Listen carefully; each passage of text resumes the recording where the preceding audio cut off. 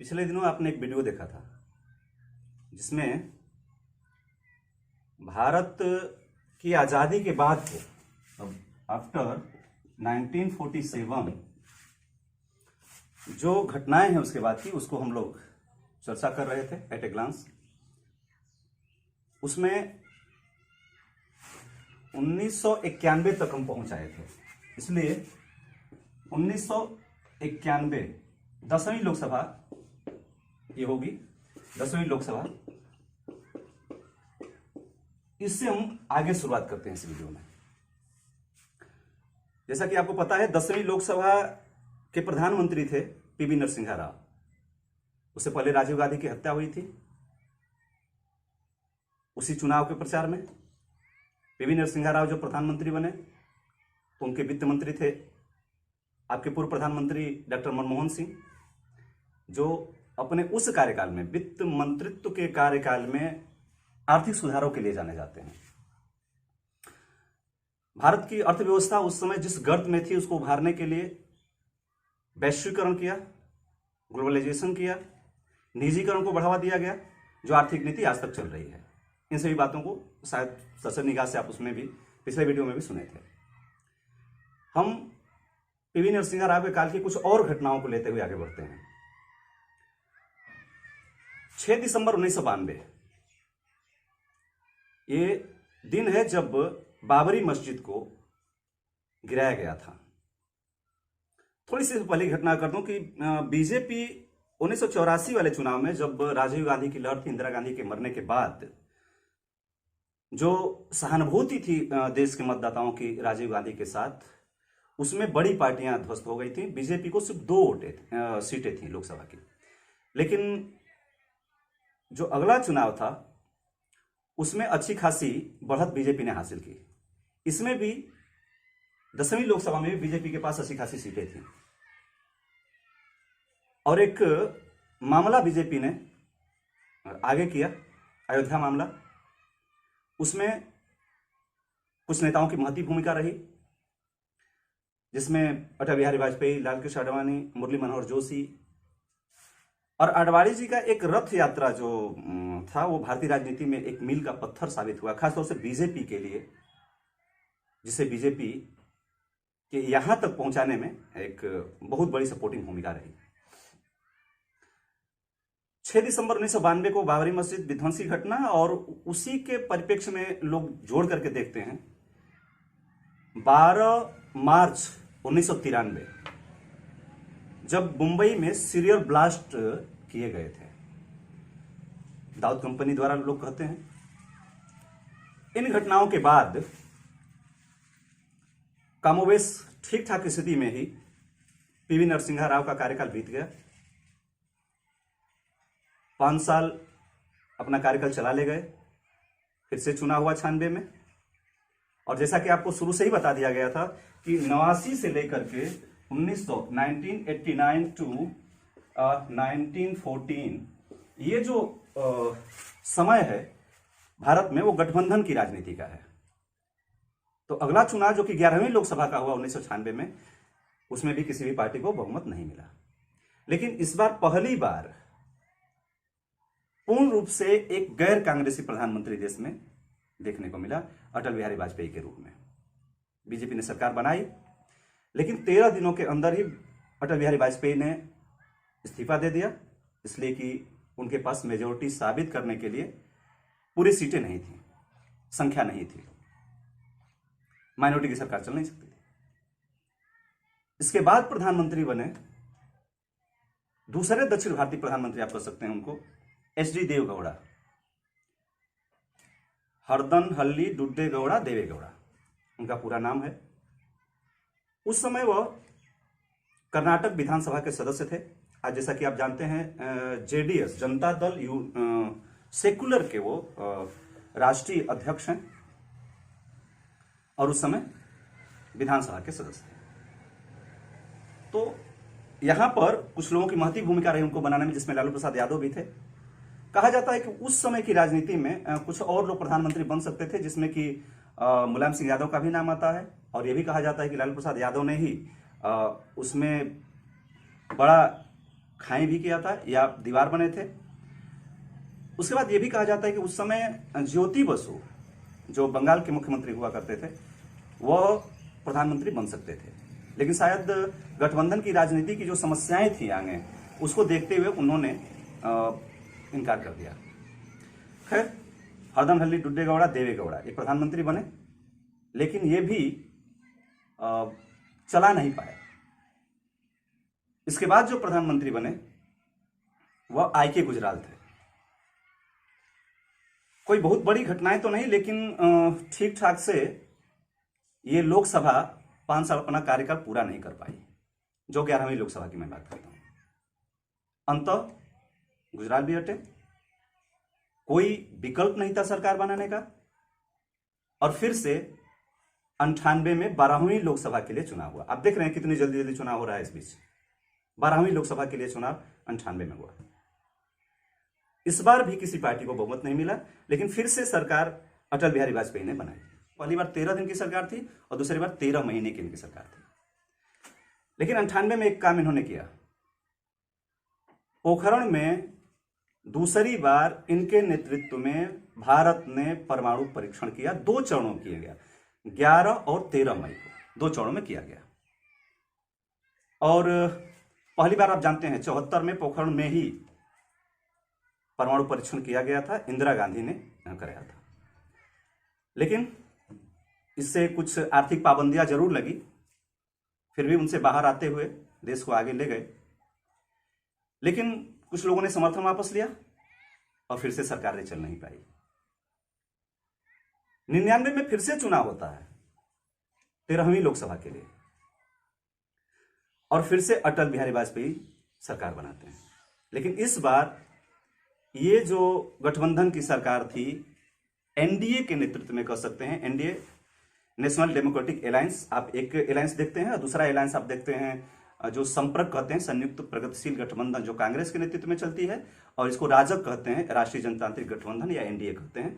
तो एनडीए ने पहली बार, मतलब कह सकते हैं कि गठबंधन की सरकार 5 वर्ष का अपना कार्यकाल पूरा की।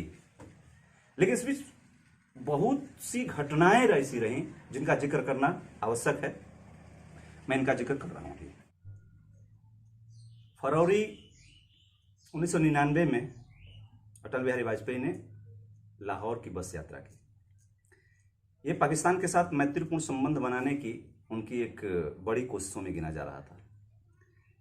लेकिन आगे जाकर के मामला कुछ दूसरा हो गया, और 99 में ही मई से जुलाई तक फिर से भारत पाक युद्ध हुआ, जिसको आप कारगिल युद्ध के नाम से जानते हैं। ये कारगिल युद्ध मई से 26 जुलाई तक, क्योंकि मुझे लगता है कि 26 जुलाई को कारगिल विजय दिवस मनाया जाता है। कारगिल नाम का एक कस्बा, जो कि आज जिला भी है, और उस पर एडवांटेज में बल्कि थे पाकिस्तानी सैनिक कब्जा जमा लिए थे। भारत की वो चोटी थी और उसके लिए युद्ध लड़ा गया। हालात उस समय ये थे कि सैनिक दोनों तरफ के मारे जा रहे थे। उसमें कुछ भारतीय हथियारों ने महती भूमिका निभाई, जिससे कि जैसे बोफोर्स, जिस तोप की मैं बात पहले भी कर चुका हूं। लेकिन इसमें भारत अंततः विजयी रहा। पाकिस्तान के लगभग 3000 के आसपास सैनिक मारे गए। 250 के आसपास उस समय पाकिस्तानी सैनिकों ने छोड़ दिया था सेना, भगोड़ा घोषित हुए थे। और भारत के भी लगभग 527 के आसपास सैनिक मारे गए थे।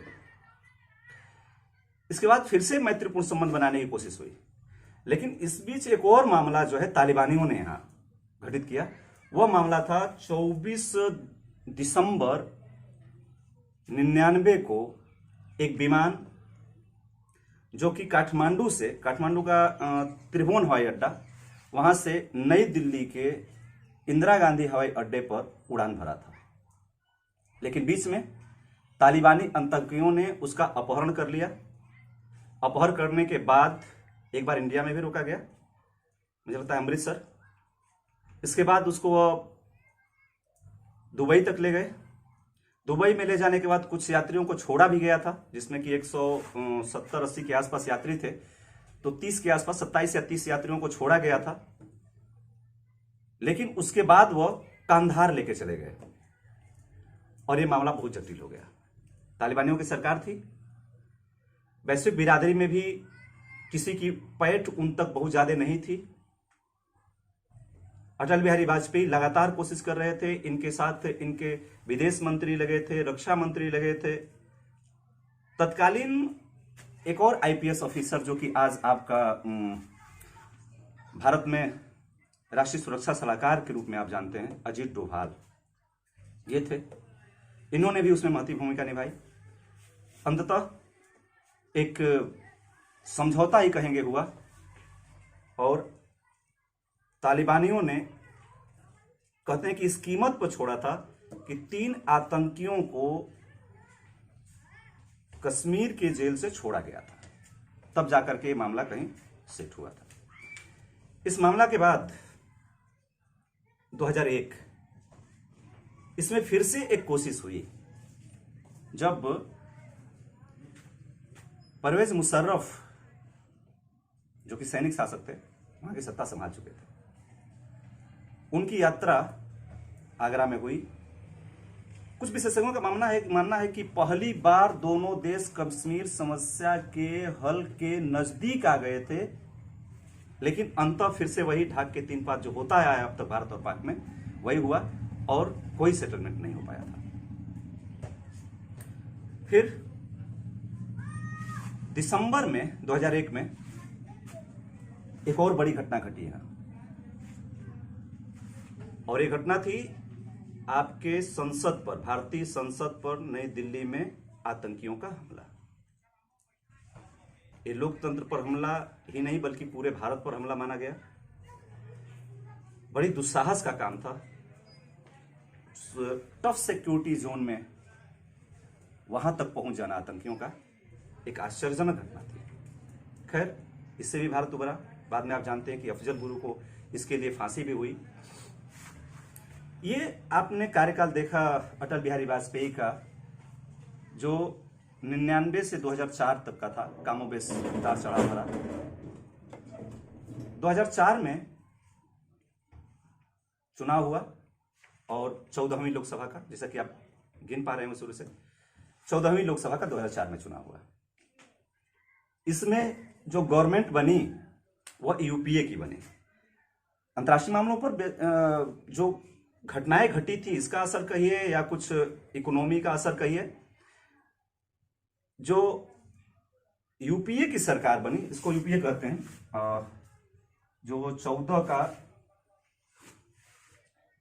पूर्ण बहुमत की बीजेपी की सरकार बनी, उससे पहले लगातार जो सरकारें बनती रहीं उसी तरह से ये भी बनी थी। 2004 में चुनाव हुआ और यूपीए गवर्नमेंट में आई। यूपीए, या आपने इसको संपर्क भी पढ़ा था थोड़ी देर पहले, यूपीए का मतलब है यूनाइटेड प्रोग्रेसिव अलायंस।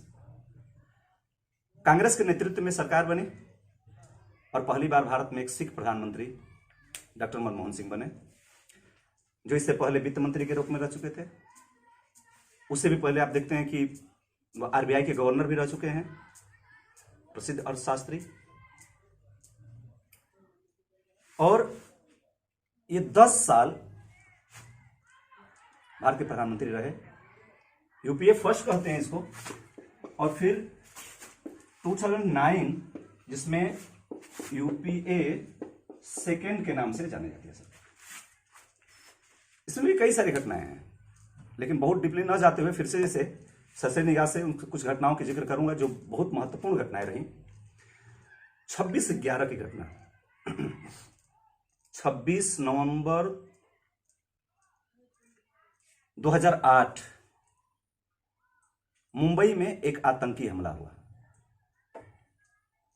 यह हमला एक अनोखा किस्म का हमला था। उसलिए अनोखा किस्म का हमला था कि भारतीय एजेंसियां इस विषय में कभी उस समय सोच भी नहीं पाती थी कि जल मार्ग के रास्ते भी इस तरह का हमला हो सकता है। लगभग 10 आतंकी कराची से अरब सागर में होते हुए मुंबई पहुंचते हैं, सारे हथियारों से लैस हैं, और वह अचानक जो रेकी की गई थी आतंकियों के द्वारा, उसके जरिए वह अपने अपने पॉइंट पर जाते हैं, जिसमें प्रमुख रहा भीटी स्टेशन हो, नरीमन पॉइंट हो, ताज होटल हो, ये सब कुछ प्रमुख जगहें थी। और ये अंधाधुंध लोगों पर गोलियां बरसाने लगे, उसमें बहुत लोग मारे गए थे। ये भारत के विषय में आज भी अंतर्राष्ट्रीय लेवल तक का मामला है, बड़ा मामला था। इसके विषय में आपको हमेशा से जानकारी रखनी चाहिए। इसके बाद के कुछ और घटनाएं हैं, लेकिन मैं चाहूंगा कि अब अगली सरकार की कुछ घटनाओं को ही देख लेते हैं। जो सरकार यहां पर बनी, बीच में आप कई सारी चीजें देखेंगे, जैसे अमेरिका के साथ डॉक्टर मनमोहन सिंह का परमाणु समझौता था, ये सब कई सारी घटनाएं हैं। लेकिन बहुत लंबा ना हो इसके लिए मैं अगली सरकार पर आना चाहूंगा। 2014 का चुनाव, आगे आप इस पर देखें। इस चुनाव में बीजेपी गुजरात के तत्कालीन मुख्यमंत्री नरेंद्र मोदी के नाम पर चुनाव लड़ी, आगे करके चुनाव लड़ी, मतलब प्रधानमंत्री का उम्मीदवार बना करके बीजेपी ने चुनाव लड़ा। जबरदस्त फायदा हुआ और पूर्ण बहुमत की सरकार, ये कह सकते हैं कि पहली बार 89 के बाद बनी और उस व्यक्ति के कारण बनी। इसमें अगर कोई विश्लेषण भी करता है, कोई राजनीतिक विश्लेषक भी विश्लेषण करता है, तो इस बात को जरूर कहता है कि निश्चित रूप से वह नरेंद्र मोदी के चलते पहली बार 89 के बाद पूर्ण बहुमत की सरकार बनी। घटनाएं इनके बीच की अगर देखते हैं, बड़ी बड़ी घटनाओं को ही मैं ट्रेस करना चाहूंगा। इसमें 14 में जब वो 15 अगस्त को लाल किला के मैदान से अपनी संबोधन कर रहे थे, तो उसमें एक बड़ा बदलाव का संकेत उन्होंने दिया, घोषणा किया कि योजना आयोग जो कि 15 मार्च 50 को बना था, उसको समाप्त कर दिया जाएगा, उसके जगह पर नीति आयोग बनाया जाएगा। और नीति आयोग बना। 1 जनवरी 15 से नीति आयोग ने अपना कार्यभार संभाला। नीति आयोग का फुल फॉर्म जिसे होता है national institution of transforming India. यह एक भारत सरकार का थिंक टैंक के रूप में काम करता है। पावर के मामले में कहें तो थोड़ा सा कम ही होगा, क्योंकि कुछ अलॉट करने के लिए भी जो उसके पास, योजना आयोग के पास जो अधिकार थे, इसके पास नहीं है। फिर भी ये बना और आगे इसका विजन आप देखते जा रहे हैं, फिर कभी वीडियो में आप। इसके बाद एक और बड़ा फैसला आया था 1 जुलाई को, बल्कि उससे पहले 8 नवंबर 16 की घटना आपको याद आ रहा होगा, जब भारत में दूसरी बार कहा जाएगा ये, लेकिन पूर्ण रूपेण जो निर्णय लिया गया उसको अंजाम तक पहुंचाने की जहां तक बात है, वह हुआ 16 में 8 नवंबर को रात्रि 8 बजे नरेंद्र मोदी ने जब डीमोनेटाइजेशन का घोषणा किया देश के सामने। देशवासियों के लिए एक अनोखा तरह का फैसला था। उसके बाद कुछ महीनों के लिए देश की स्थिति जरूर आपाधापी की रही, लेकिन विशेषज्ञों की माने तो इससे देश को यह फायदा हुआ कि जो और सब चीजें थी, आतंकियों को जो फंडिंग हो रही थी या जो बहुत ज्यादा काला धन था, उसका कुछ हद तक निवारण हुआ। हालांकि कुछ विशेषज्ञ भी मानते हैं कि जितना सोच के किया गया था उतना नहीं हुआ। फिर भी आगे बढ़ते हैं और एक और फैसला आया इसी तरह का। 2017 में 1 जुलाई को जीएसटी लगाया गया। जीएसटी के विषय में आप जानते हैं, आज यही आपका मुख्य रूप से टैक्स है। अगर इस पर चर्चा किया जाए तो पूरी एक वीडियो बनती है, वो बाद में देखा जाएगा। लेकिन भारत जो है सुचारू रूप से जीएसटी लगा पाया और वैश्विक ज्यादा परसेंटेज अर्थशास्त्रियों ने कहा कि भारत में ये आजादी के बाद का सबसे बड़ा इकोनॉमिकल रिफॉर्म है। इस बात को स्वीकार किया जाना चाहिए। खैर आगे आते हैं और एक घटना 19 में 14 फरवरी को घटी, जबकि आप जानते हैं 19 में फिर से चुनाव कराया जाना था। यह 17वीं लोकसभा का, और 17वीं लोकसभा का जो चुनाव है उससे जस्ट पहले की घटना, जब 14 फरवरी को पुलवामा में आतंकी हमला हुआ और इस हमले में हमारे जो सीआरपीएफ के 40 जवान मारे गए, जिससे पूरा देश एक तरह से शोक की लहर में डूब गया। खैर, इसका बदला भी भारत ने लिया और आगे उसको आप सर्जिकल स्ट्राइक 2 कर सकते हैं या एयर स्ट्राइक कर सकते हैं। एक बार 16 में सर्जिकल स्ट्राइक हुआ था, इसको कि बालाकोट में भारतीय वायुसेना ने अंजाम दिया। ये बहुत ही साहसपूर्ण फैसला माना गया, कई कारणों से था। शायद अंतर्राष्ट्रीय दबाव पड़ता कि आप दूसरे देश के कब्जे वाले क्षेत्र में जाकर के हमला कर रहे हैं, या ये भी होता कि आपके जवान उधर फंस जाते।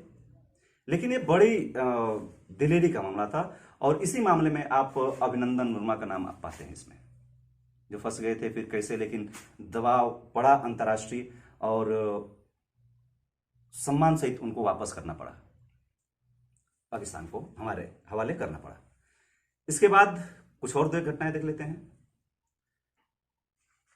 5 अगस्त को 370 धारा, इसके विषय में आप जानते हैं, धारा 370 शुरू से ही कश्मीर को एक अलग तरह के राज्य का दर्जा देती है। धारा 370 को हटाया गया, हालांकि पहला पार्ट नहीं, धारा 370 के 3 भागों में से पहला छोड़ करके 2 को हटाया गया। 5 अगस्त को राज्यसभा में पेश किया गया गृह मंत्री अमित शाह द्वारा, इसके 2 भाग को हटाया गया। 35A को भी हटाने की बात हुई और जम्मू कश्मीर को 2 भागों में करते हुए यूटी का दर्जा दिया गया, मतलब यूनियन टेरिटरी का दर्जा दिया गया, जिसमें जम्मू कश्मीर जो होगा वह आपका एक ऐसा यूटी होगा जिसमें विधानसभा होगी। ये तीसरा होगा, दिल्ली, पांडिचेरी और जम्मू कश्मीर। जबकि एक होगा जो कि लद्दाख कहा जाएगा, ये क्षेत्रफल में सबसे बड़ा यूटी होगा।